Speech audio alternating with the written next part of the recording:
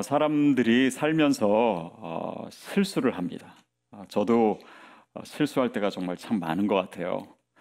지난주 설교를 제가 다시 보다가 아담을 아브라함으로 제가 몇 번 얘기를 하더라고요. 그래서 우리 인류의 조상님인 이 아담의 이름을 제가 잘못 불러서 참 죄송한 마음도 들었는데, 그날 메시지 자체가 우리의 불완전함을 받아들여야 된다. 아마 여러분이 저를 그렇게 받아들여 주시는 것 같습니다. 또 우리의 삶에 크고 작은 실수들이 많지요. 근데 때로는 큰 실수들이 있고, 또 그 실수로 인해서 실수로 끝나지 않고 우리 삶에 어려움이 찾아오는 경우도 있습니다. 특히 오늘 우리 시편 말씀을 읽으면서 다윗의 상황이 그랬습니다. 오늘 시편 말씀 3편 말씀은요, 다윗이 압살롬으로부터 도망가면서 지은 시편입니다. 근데 사무엘하 12장에 보면 다윗이 밧세바를 범하고 나서, 그러니까 큰 죄를 짓고 나서 선지자 나단이 찾아옵니다. 그러면서 다윗에게 한 말 중에 너의 집에 이제 재앙이 있을 것이다. 그리고 너의 적들이 백주에, 그러니까 대낮에 너의 아내들을 범하는 그런 일들도 있을 것이다. 그런 예언을 했어요. 근데 그 대적이 나중에 누가 된지 아십니까? 그것이 바로 압살롬, 다윗의 사랑하는 아들이었습니다. 그래서 압살롬이 반란을 일으키고, 또 그것으로 인해서 다윗이 울면서 도망가면서 지은 시편이 바로 오늘 시편이에요. 자, 그러면서 다윗이 어떤 생각들을 했을까요? 이렇게 우리 집안에 재앙이 임하고 어려운 일들이 있고, 또 대적이 나를 죽이려고 하고, 이 상황이 내가 지은 죄 때문에 일어난 것이구나 라는 생각을 분명히 다윗이 했을 겁니다. 여러분, 우리가 실수를 하거나 죄를 지었을 때 우리는 보통 하나님이 나를 용서하시고, 또 나를 위해서 십자가에 달려 죽으신 그 하나님의 은혜를 주로 생각합니다. 그러나 또한 중요한 것은 하나님은 공의의 하나님이시고 정의의 하나님이시기에 우리가 지은 죄에 대해서 그 죄가를 물으시고 또 벌을 내리실 때도 있다는 사실입니다. 사실 우리의 삶에 그렇게 생각되는 일들이 많지요. 또 우리 삶에 어려움이 닥치면은 내가 뭐 잘못한 것이 아닌가라는 생각이 본능적으로 들기도 하고, 또 실제로 그런 것일 때도 있습니다. 근데 많은 사람들이요, 그냥 고난이 있거나 어려움이 있을 때 자기 잘못을 잘 생각하지 않는 분들도 있어요. 뭐 예를 들면 내가 직장을 잃었다. 그러면 왜 하나님 나에게 이런 고난을 주십니까? 또 뭐 하필이면 왜 납니까? 막 이렇게 하고 또 생각하는데, 사실은 회사에서 너무 게으르게 하고 또 정직하지도 않게 하고 뭐 이런 결과일 수도 있잖아요. 그래서 오늘 우리의 삶에 우리의 잘못과 우리의 실수와 죄를 우리의 현재 당하고 있는 어려움과 연결시킬 필요도 있는 것이죠. 그런 면에서 우리에게 있는 이 죄책감이 도움이 될 수도 있습니다. 그것은 하나의 경고의 역할을 할 수도 있고요. 또 내 삶을 돌아보게 할 수도 있고, 또 하나님 앞에 무릎 꿇고 회개하고, 또 내가 잘못한 그 사람에 대해서 또 내가 용서를 구할 수도 있겠죠. 그리고 내 죄를 스스로 컨트롤할 수 없는 상황이 되기 전에, 즉 악화되기 전에 내 죄를 멈추게 할 수 있는 역할도 우리의 죄책감으로 인해서 할 수가 있습니다. 그런가 하면 또한 우리의 죄책감은 나와의 관계에 있어, 다른 사람과의 관계에 있어서 굉장히 부정적인 영향을 미치기도 하고, 또 나 자신과 다른 사람과 그 관계를 파괴하기도 합니다. 그래서 이 죄책감과 관련해서 우리 삶에 균형이 필요하지요. 근데 이 죄책감에 대한 우리의 삶의 태도 중에요, 크게 우리가 피해야 될, 그러니까 잘못된 형태들이 있습니다.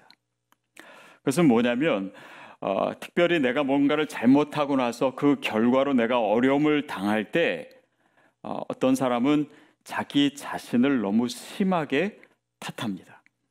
그리고 자기를 비난하고 또 자기를 싫어하게 되고 혐오하게 되고 그 가운데서 헤어나지 못하는 사람들도 많이 있어요. 그런가 하면 또 어떤 사람은 자기의 책임이나 잘못은 별로 생각하지 않고 그냥 그것을 정당화하려고 해요. 또 변명하려고 합니다. 그리고 책임 전가, 그러니까 이렇게 된 것은 내가 아니라 다른 사람 때문이야, 어떤 환경 때문이야. 그래서 그 책임을 전가하는 모습을 보여주기도 합니다. 근데 이 스카펙이라고 하는 정신분석학자는 이 두 가지 형태를 모두 다 일종의 정신병이라고 하더라고요. 그러니까 자기를 너무 탓해서 거기서 헤어나지 못하는 것을 신경증이라고 하고, 또 자기 책임은 생각하지 않고 남 탓만 하는 사람, 그 사람을 가리켜서 성격 장애라고도 합니다. 그러니까 신경증은요, 너무 많은 책임을 지려고 하는 거예요. 그러나 성격 장애는 책임을 지지 않으려고 하고 다른 사람에게 다 그것을 넘기려고 하고, 또 이 신경증은 그렇게 해서 자신이 비참해지는 것에 반해, 또 성격 장애는 자신을 빼고 다 다른 사람들을 비참하게 만드는 형태입니다. 근데 첫 번째든 두 번째 형태든 모두 다 자기 자신에게 하지 않아야 될 그 일들이고 또 표현들이지요. 자, 그런 면에서 오늘 시편이 우리에게 전하고자 하는 굉장히 중요한 메시지가 있습니다. 그래서 오늘 본문을 우리가 읽을 때요, 다윗을 통해서 말해지고 있는 부분과 함께 또한 다윗이 뭘 안 하고 있는지 그것을 우리가 볼 필요가 있습니다. 우리 1절, 2절 말씀 같이 읽겠습니다. 시작. 여호와여, 나의 대적이 어찌 그리 많은지요. 일어나 나를 치는 자가 많으니이다. 많은 사람이 나를 대적하여 말하기를 그는 하나님께 구원을 받지 못한다 하나이다. 다윗이 자기의 그 상황을 주님께 아뢰고 있습니다. 그러면서 대적이, 나를 공격하는 사람이 이렇게 많습니다라고 하는 표현을 여러 번, 3번이나 반복해서 쓰고 있어요. 자, 이렇게 상황의 어려움을 얘기하고 있는데 특이한 점은 다윗은 자신의 죄로 인해서 벌어진 이 어려운 상황에서조차 자기 자신을 비난하고 있지는 않습니다. 이것은 다윗이 죄를 회개하지 않았거나 죄를 기억하지 않거나 자기 죄가 아무것도 아니다라고 여기는 것은 아닙니다. 사실은 이 밧세바를 범한 다음에 시편 51편에 보면은 정말 다윗이 얼마나 괴로워했는지, 하나님 앞에서 어떤 회개를 했는지 그런 모습들이 많이 나와 있어요. 자기 자신의 죄를 인정하고 또 회개하고, 아니면 자기 자신의 범한 죄에 대한 어떤 그런 책임을 졌을 그런 행동들도 아마도 있었을 것입니다. 그러나 자신의 죄와 자신의 그 실패와 역경 속에 계속 머물러 있지 않는 모습이에요. 여러분, 이것이 중요합니다. 하나님의 사람들은 물론 죄 지을 수 있어요. 어려움 당할 수 있습니다. 실패할 수 있습니다. 그러나 거기에서 헤어나오지 못하는 사람들이 아닙니다. 많은 사람들이 그 실패감에서, 아니면 그 죄책감에서 계속해서 허덕이면서 그 어려움과 그 슬픔과 그 두려움과 그 절망감에서 나오지 못한 채 살아가요. 여러분, 그것이 하나님이 원하시는 모습일까요? 다윗이 그 죄 가운데서, 그 실패 가운데서 우리에게 보여주는 모습이 무엇이냐면, 그 가운데 하나님의 시선을 생각하고 하나님께서 원하시는 모습으로, 그 태도로 그 시간을 보내고 있다는 사실이에요. 그 하나님의 시선을 갖는 것입니다.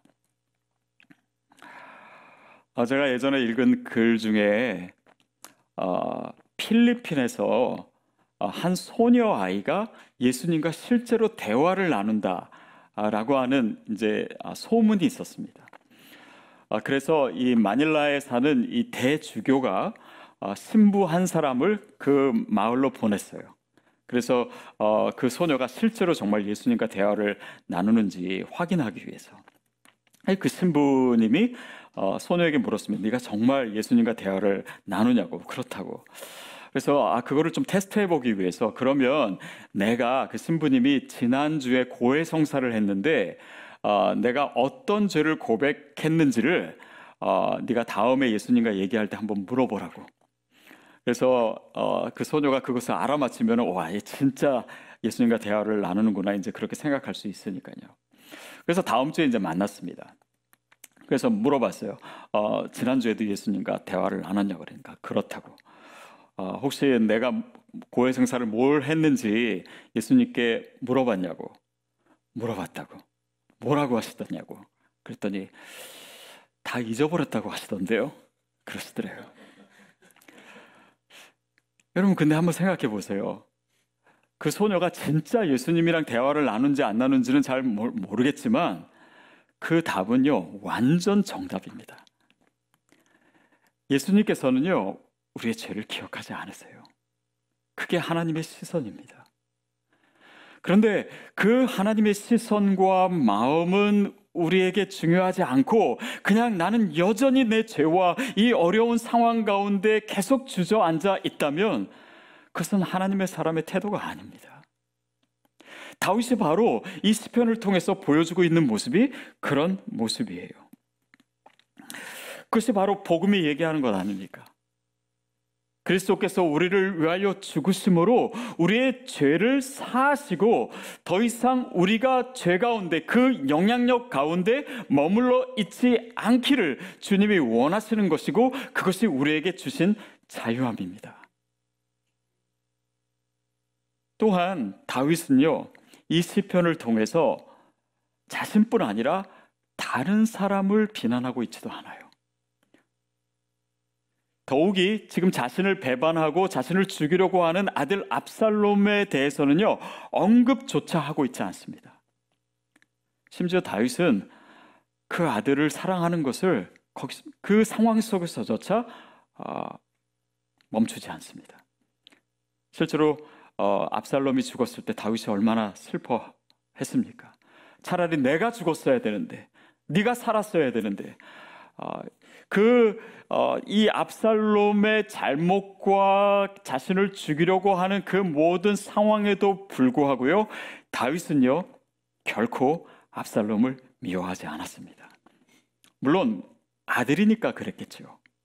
그렇지만 그 마음 가운데 그 미움과 분노를 갖지 않도록 하나님께서 지켜주셨어요. 저는 그것이 하나님의 또 한 가지의 보호하심이라고 생각합니다. 한 번은요, 제가 제 아내랑 이제 차를 타고 어디를 가는데 거의 도착했어요. 그래서 제가 그 건물을 찾아야 되는데 어딘지를 잘 모르겠어가지고 이 운전을 하면서 굉장히 많이 주춤거렸던 적이 있습니다. 근데 이제 그때 제 뒤에 있는 차가 갑자기 제 앞으로 오더라고요. 그러면서 이제 손으로 제가 가야 될 곳을 가르쳐 주더라고요. 그래가지고 제가 너무 고마웠습니다. 내가 이렇게 헤매고 있으니까 이렇게 도와주는 사람도 있구나. 그렇게 제가 얘기했더니 제 아내가 그게 아니라는 거예요. 그게 아니라 그 사람이 지금 내 앞으로 와서 손가락 욕을 하고 간 거라는 거예요. 이게 생각해보니까 그거더라고요. 그래서 이제 제 아내랑 한번 웃은 적이 있었는데, 어떻게 보면 하나님이 제가 그것을 못 알아차리게 해서 저로 하여금 미워하지 않도록, 화나지 않도록 해주신 것이 아닌가도 싶고요. 또 그런 적이 생각해 보니까 제 삶에도 참 많았던 것 같아요. 저는 이렇게 누군가 저에 대해서 기분 나쁜 얘기를 했을 때 그때는 잘 못 알아들을 때가 있어요. 집에 와서 생각해 보면 기분이 나빠요. 그러면 이제 이미 때는 늦었고, 그래서 하나님께서 나를 이렇게 멍청하게 하셔서 제가 다른 사람 미워하지 못하도록, 화내지 못하도록 하시는구나 생각도 합니다. 여러분, 우리가 다른 사람을 미워하지 않고 원망하지 않고 탓하지 않는 것도요, 하나님의 은혜입니다. 하나님이 우리의 감정도 지켜주세요. 우리의 관계도 지켜주세요.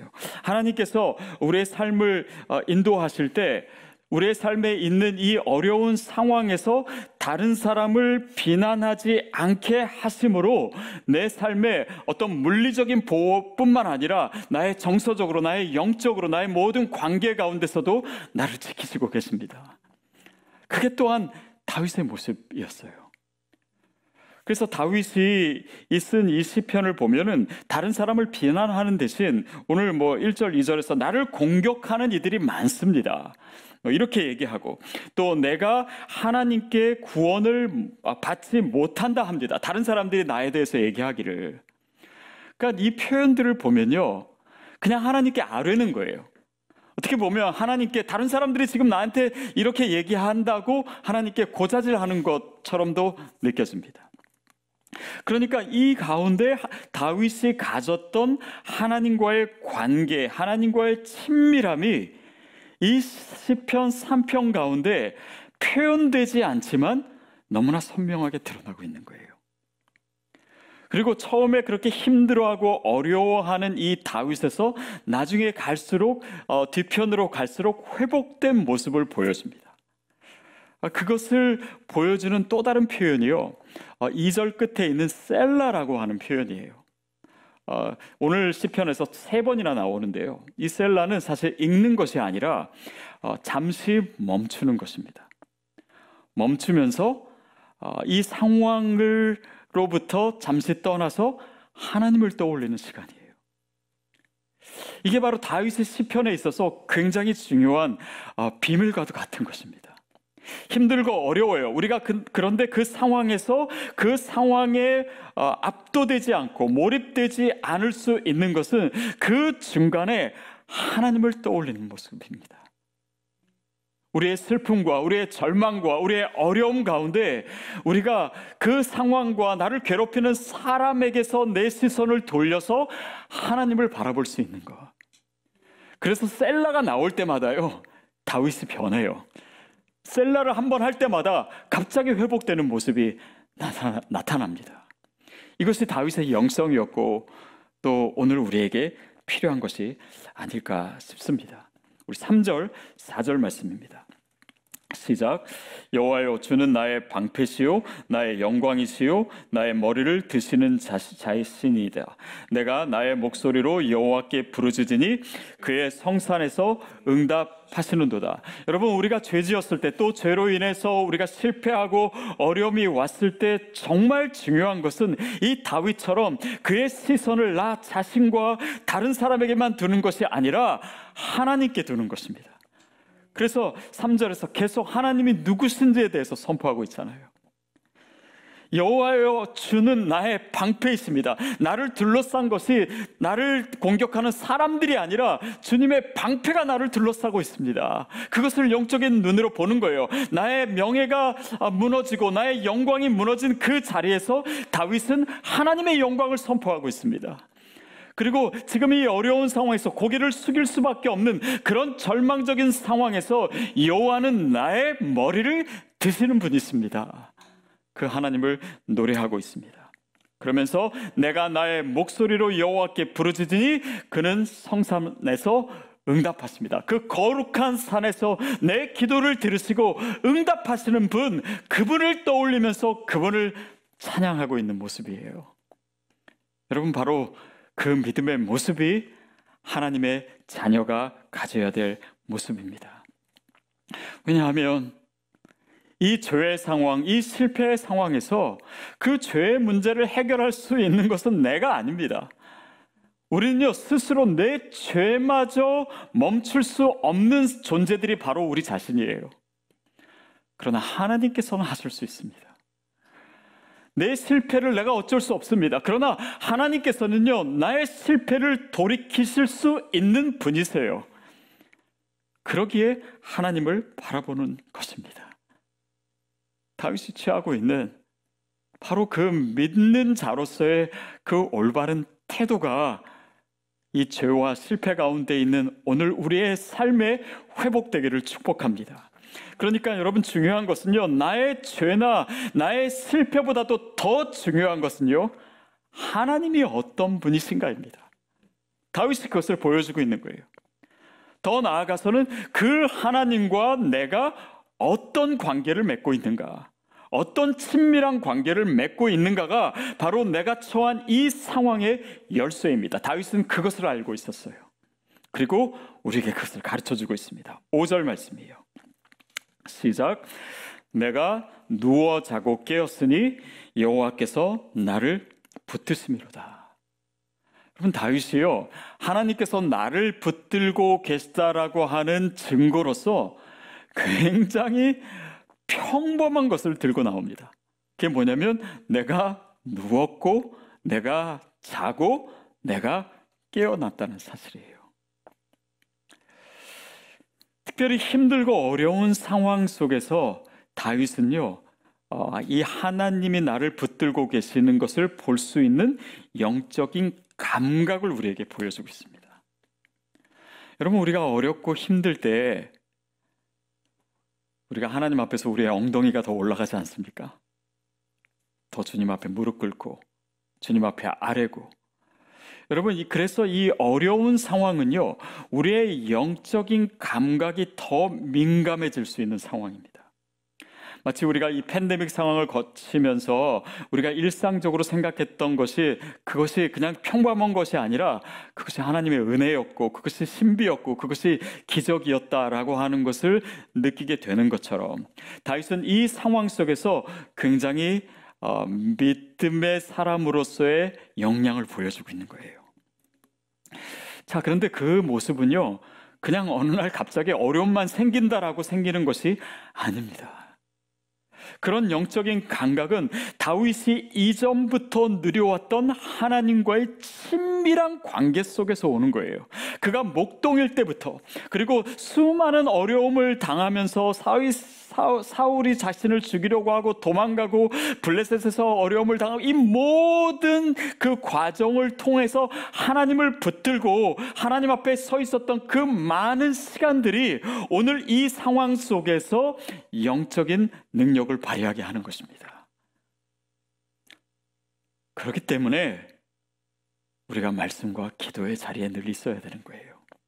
그것을 통해서 하나님과의 친밀한 관계를 누리는 것은 오늘 우리에게 있어서도 중요하지만 우리에게 닥칠, 우리의 앞으로의 삶에서 일어날 수 있는 그 모든 상황 속에서 우리로 하여금 다시 일어나게 하는 능력이 되는 것입니다. 여러분, 그 하나님과의 친밀함이 우리 모두에게 있게 되기를 바랍니다. 그것이 영적인 능력이에요. 그것이 바로 영적인 회복력입니다. 그것이 바로 resilience, 그러니까 하나님 앞에서 우리가 영적으로 갖는 영적인 탄력성이에요. 오뚜기처럼 일어나게 하는 것입니다. 그것을 위해서 날마다 우리가 지금 일상 가운데서 하나님이 나를 지키고 계시고 내 삶에 임재해 계신 그 증거들을 볼 수 있는 감각을 키워나가야 우리가 어떤 상황이든 일어날 수 있는 것입니다. 그래서 오늘 우리가 예배하고 또 우리가 말씀과 기도 가운데 있는 이 모든 시간들이 이 영적인 신경세포를 우리로 하여금 갖게 하고 또 활성화하게 하는 것이죠. 여러분, 그런 믿음이 왜 중요합니까? 매일매일 하나님과 교제하면서요, 이 신앙이 있다라고 하는 것은 그 하나님이 나에게 있어서 더 중요한 존재가 되어가는 것입니다. 그러니까 어려운 상황에 처했어도 우리가 하나님 관계를 못 누리면은 내 상황이 나를 압도해요. 그러나 하나님이 내 인생에 있어서 이미 중요한 존재가 된 우리들은요, 그 상황 가운데 하나님의 얼굴을 구합니다. 그 얼굴을 구한다는 건 뭐예요? 그 상황 속에서 하나님의 표정을 읽어낼 수 있는 거예요. 내가 죄인임에도 불구하고 하나님께서 나의 모습을 보시면서 여전히 사랑하시는 그 표정을 볼 수 있는 것입니다. 내가 죄 가운데 있고 내가 실패 가운데 있지만 하나님께서 나를 어떻게 붙들고 계신지를 그 상황 속에서 볼 수 있고 그 하나님의 시선이 나에게 더 중요하기 때문에 내 인생에 있어서 더 중요하기 때문에 그 상황 자체가 그 관계를 무너뜨리지 못하는 그 믿음의 상태 가운데 있는 거예요. 마치 우리의 자녀가 방금 엄마 아빠한테 혼나고 나서도 그냥 아무 일 없었던 것처럼 있는 것처럼, 자신이 뭔가를 잘못했고 그런 상황이 있었지만은 부모와의 관계는 그런 것들로 인해서 없어지는 것이 아닙니다. 그냥 몇 가지 사건으로 인해서 다 무너지는 관계가 아니에요. 하나님과의 관계도 마찬가지고, 그 하나님이 그렇게 나의 방패 되시고 나의 영광이시고 나의 머리를 드시는 분이시다라고 하는 그 확고한 믿음이 있기에 그 주님과의 친밀한 관계 속에서 오늘 그 영적인 회복력을 누리고 있는 것입니다. 우리 모두에게 그 믿음이 있는 줄 믿습니다. 여러분, 이런 모습을 보면서 하나님이 얼마나 기뻐하셨을까요? 다윗의 이런 모습이 너 철없다가 아니라, 그래, 그렇지, 네가 나와 누리던 그 친밀한 관계 안에서 네가 나를 신뢰하고 있구나, 그 믿음 가운데 견고히 서 있구나, 그것이 바로 하나님의 뜻이고 하나님이 기뻐하시는 모습입니다. 그리고 그 다음 구절을 통해서 이 모습이 계속해서 확인되고 있는 거예요.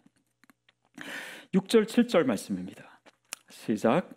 천만인이 나를 애워싸 진친다 하여도 나는 두려워하지 아니하리이다. 여호와여 일어나소서. 나의 하나님이여 나를 구원하소서. 주께서 나의 모든 원수의 뺨을 치시며 악인의 이를 꺾으셨나이다. 천만인이 나를 둘러싸 있을지라도, 진을 칠지라도 내가 두려워하지 않겠습니다. 적이 많다는 얘기를 여기서 4번째 하고 있습니다. 그런데 여기서의 의미는요, 앞에 3번과 전혀 다릅니다.